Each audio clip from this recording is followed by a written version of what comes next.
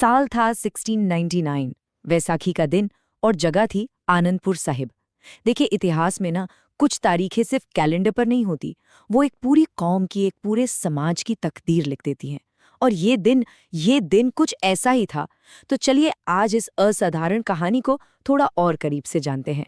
और इसी एक सवाल में उस दिन की पूरी कहानी सिमट जाती है।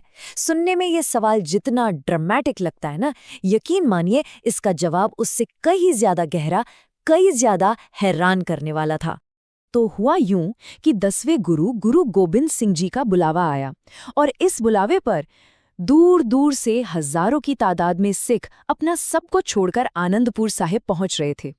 किसी को भी नहीं पता था कि उन्हें क्यों बुलाया जा रहा है। बस एक विश्वास था, एक आस्था थी जो उन्हें खींचे ला रही थी। वहां का जो माहौल था वो सच में देखने वाला था। किसान, व्यापारी जिन्हें ऊंची जाति का कहा जाता था और वो भी जिन्हें नीची जाति का समझा जाता था, सब एक साथ कंधे से कंधा मिलाकर बैठे थे। गुरु की शिक्षा का असर वहां साफ साफ दिख रहा था। और ये तो उस महान घटना की बस एक शुरुआत थी। अब उस भीड़ के जोश और इंतजार के बीच वो पल आया जिसने हर एक आवाज को खामोश कर दिया, हर सांस को रोक दिया। गुरु गोबिंद सिंह जी अपने तंबू से बाहर आए। उनके हाथ में एक चमकती हुई नंगी तलवार थी, चेहरा एकदम गंभीर और आंखों में एक अजीब सा दृढ़ निश्चय। हवा में जो उत्साह था वो मानो एक पल में गहरे सन्नाटे में बदल गया। और फिर उन्होंने अपनी बुलंद और गंभीर आवाज में पूछा, क्या यहाँ कोई ऐसा सिख है जो अपना सिर मुझे देने के लिए तैयार हो? ये सुनते ही पूरी भीड़ में एक सिहरन सी दौड़ गई।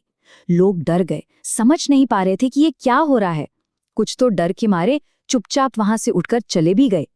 गुरु ने अपनी मांग को 3 बार दोहराया और हर बार उनकी आवाज पहले से ज्यादा ताकतवर होती गई।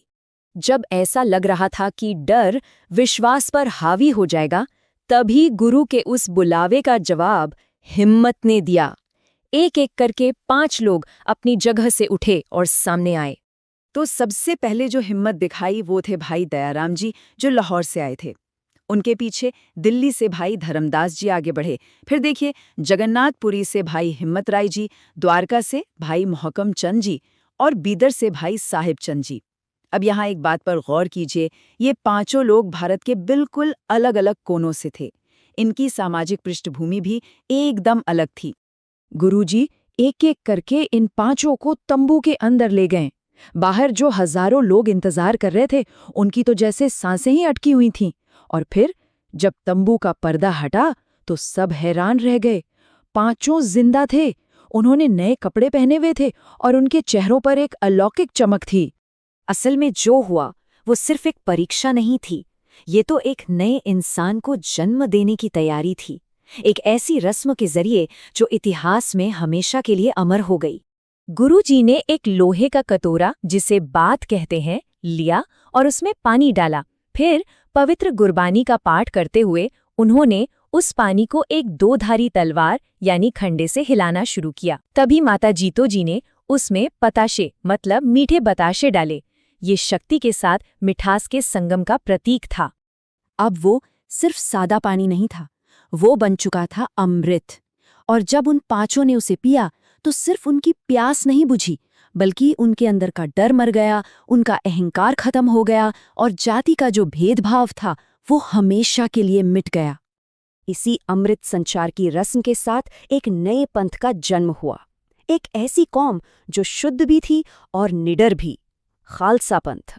खालसा शब्द अरबी भाषा के शब्द खालिस से आता है, जिसका मतलब है शुद्ध, पवित्र और निर्भय। तो ये सिर्फ एक नाम नहीं था, ये एक पूरी की पूरी नई पहचान थी। गुरु ने अमृत छकने वाले सभी पुरुषों को सिंह यानी शेर का नाम दिया और सभी महिलाओं को कौर यानी राजकुमारी का। जातियों पर आधारित जो पुराने सरनेम थे, उन्हें हटाकर उन्होंने सबको हिम्मत और सम्मान की एक बराबर पहचान दी। और इस नई पहचान के साथ एक जीने का तरीका भी जुड़ा, जिसे 5 ककारों के नाम से जाना जाता है: केश, कंघा, कड़ा, कछेरा और कृपाण। ये सिर्फ निशानियां नहीं थीं, बल्कि अनुशासन, सफाई और इंसाफ के लिए हमेशा तैयार रहने की एक याद भी थी। और फिर इसके बाद गुरु गोबिंद सिंह जी ने कुछ ऐसा किया जो शायद ही दुनिया के इतिहास में कभी हुआ हो। उन्होंने उन 5 प्यारों के सामने घुटने टेक दिए और खुद उनसे अमृत मांगा। सोचिए, गुरु शिष्य बन गया।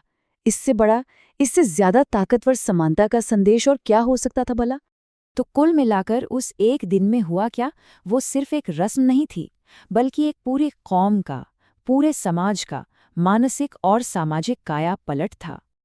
ये बदलाव कितना गहरा था, इसका अंदाजा लगाइए। जो लोग कुछ घंटे पहले डर से कांप रहे थे, वो निडर योद्धा बन गए। जो समाज जातियों में बटा हुआ था, वो एक परिवार बन गया। और जो लोग गुमनाम थे, उन्होंने सिंह और कौर होने का गौरव हासिल किया। तो सबसे जरूरी बात यह है कि लोग तो यही सोच रहे थे कि गुरु उनका सिर लेंगे, लेकिन गुरु सिर ले नहीं रहे थे। वो तो सिर के बदले में एक नई आत्मा, एक नई पहचान दे रहे थे। आज इस बात को सदियां बीत चुकी हैं, लेकिन उस दिन जो जज्बा, जो भावना पैदा हुई थी, वो आज भी जिंदा है। तो सवाल यही है कि वो कौन सी शक्ति है जो उस दिन के संकल्प को आज तक इतने सालों बाद भी जिंदा रखे हुए है।